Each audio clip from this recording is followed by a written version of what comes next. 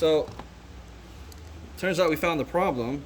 Well, hopefully this is the problem.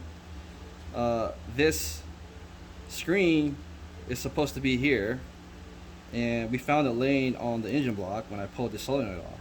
So that's not normal, and maybe that's why we saw that piece of metal earlier, this piece here. That's probably that held this band down onto the solenoid.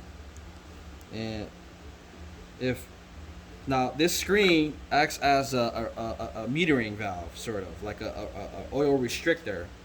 So when it's wrapped around there, it doesn't allow too much oil to flow out.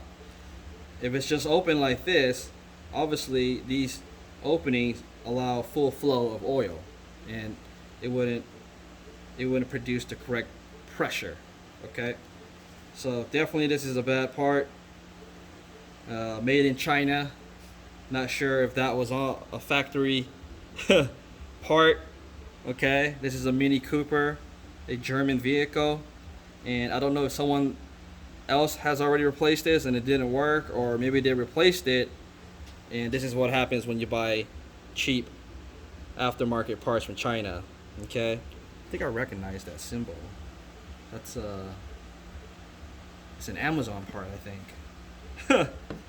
So hopefully the intake side isn't bad either, but they're wearing a fault code for it. So it looks like we're not going to do the swap method. Normally, if I suspect that one of the cylinders are bad, I would just swap it to the other side. So the exhaust to the intake side and the intake side to the exhaust side. Clear the fault codes, recheck it.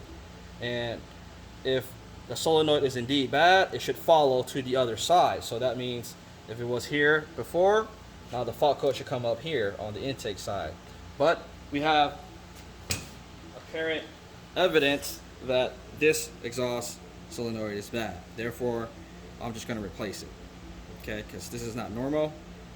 And I'll even do an oil change as well, because I'm afraid some of the metals, shavings, pieces may have gotten into the to the crankcase, and that can cause a blockage or a restriction in these oil channels.